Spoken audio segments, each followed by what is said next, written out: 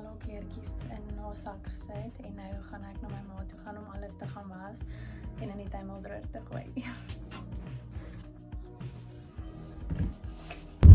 Ek het tiny baby, newborn en 0 tot 3 maande outfits in die sak gesit, want dis die enigste goed waarvoor ek regtig kapasiteit voor het om te was vandag. Ek was vanoggend by die gym, ek is baie moeg, maar baie goed gevoel om in die gym te kom, maar ja, dis die plan.